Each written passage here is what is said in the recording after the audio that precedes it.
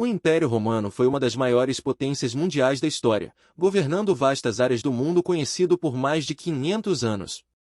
Sua influência e legado ainda são sentidos hoje em dia, especialmente em áreas como arquitetura, direito e política.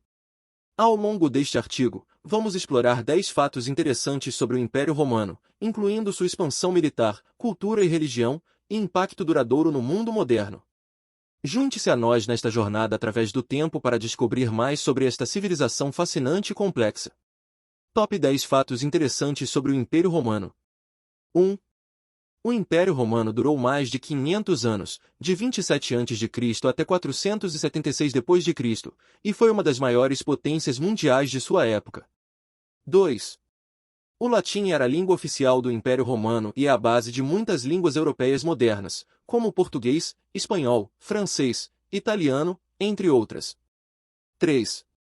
A capital do Império Romano era Roma, mas foi transferida para Constantinopla pelo imperador Constantino em 330 d.C. Ele renomeou a cidade para Nova Roma. 4. O Império Romano foi dividido em dois, o Império Romano do Ocidente e o Império Romano do Oriente, em 395 d.C. 5. A expansão do Império Romano foi possível graças à sua poderosa máquina militar, que incluía legiões de soldados altamente treinados e bem equipados. 6. O Coliseu de Roma, construído em 80 d.C., era um enorme anfiteatro que podia acomodar até 50.000 pessoas e era usado para lutas de gladiadores e outras competições. 7.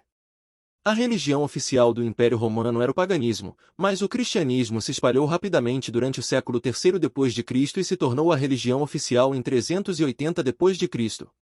8. A construção da rede de estradas romanas facilitou o comércio e o transporte de mercadorias, tornando o Império Romano uma das sociedades mais avançadas do mundo antigo. 9. O imperador Augusto, o primeiro imperador de Roma, é considerado o fundador do Império Romano e foi responsável por transformar a República Romana em um estado centralizado governado por um único líder. 10.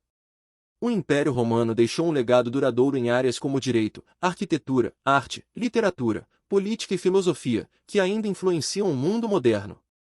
Em conclusão, o Império Romano foi uma civilização notável que deixou uma marca indelével na história mundial. Suas realizações em arte, arquitetura e engenharia, bem como sua influência duradoura sobre a linguagem, direito e governo, continuam a inspirar e fascinar as pessoas até hoje.